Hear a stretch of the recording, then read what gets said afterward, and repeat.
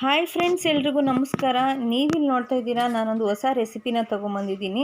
ಈ ರೆಸಿಪಿ ನೋಡೋದಕ್ಕೆ ಎಷ್ಟು ಚೆನ್ನಾಗಿ ಕಾಣಿಸ್ತಾ ಇದೆಯೋ, ಇದ್ರ ರುಚಿ ಕೂಡ ತುಂಬಾ ಚೆನ್ನಾಗಿರುತ್ತೆ. ಹಾಗೆ ಇದು ಮಾಡೋದು ಕೂಡ ತುಂಬಾ ಈಸಿ ಅಂತ ಹೇಳ್ತಾ ಇವತ್ತಿನ ವಿಡಿಯೋನ ಸ್ಟಾರ್ಟ್ ಮಾಡೋಣ ಬನ್ನಿ. ನಾನಿಲ್ಲಿ ಒಂದು ಮಾವಿನಕಾಯಿನ ನೀಟಾಗಿ ನೀರಲ್ಲಿ ತೊಳೆದ್ಬಿಟ್ಟು ಆನಂತರ ನಾನು ಸಿಪ್ಪೆ ಏನೂ ತೆಗೆದಿಲ್ಲ, ಹಾಗೆ ತುರಿದು ಇಟ್ಕೊಂಡಿದ್ದೀನಿ.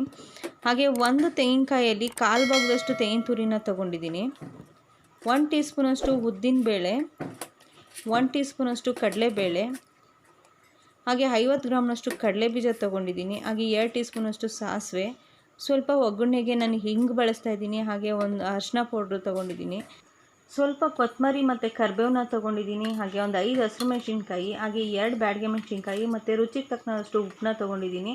ಹಾಗೆ ಎಣ್ಣೆ ಕೂಡ ತೊಗೊಂಡಿದ್ದೀನಿ. ಹೀಗೆ ಹೇಗೆ ಮಾಡೋದು ಅಂತ ನೋಡೋಣ.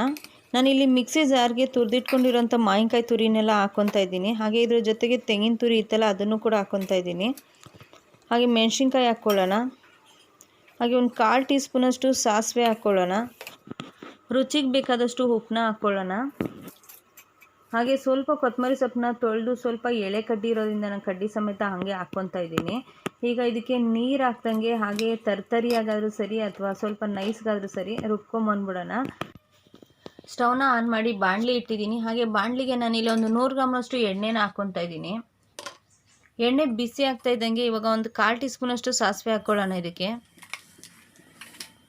ಸಾಸಿವೆ ಇವಾಗ ಚಟಪಟ ಅಂತ ಸಿಡಿಲಿಕ್ಕೆ ಸ್ಟಾರ್ಟ್ ಆಗಿದೆ. ಇವಾಗ ನಾವು ಇದಕ್ಕೆ ಒಂದು 1 ಸ್ಪೂನಷ್ಟು ಕಡಲೆಬೇಳೆ ಇಟ್ಕೊಂಡಿದ್ವಲ್ಲ, ಅದನ್ನು ಹಾಕ್ಕೊಳ್ಳೋಣ. ಹಾಗೆ ಉದ್ದಿನಬೇಳೆ ಕೂಡ ಹಾಕ್ಕೊಳ್ಳೋಣ.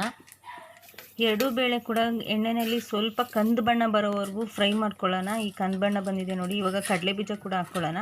ಕಡಲೆಬೀಜನೂ ಹಾಗೆಯೇ ಸ್ವಲ್ಪ ಗರಮ್ ಆಗಿರಬೇಕು, ಆ ರೀತಿಯಾಗಿ ನಾವು ಎಣ್ಣೆಯಲ್ಲಿ ಫ್ರೈ ಮಾಡ್ಕೊಳ್ಳೋಣ.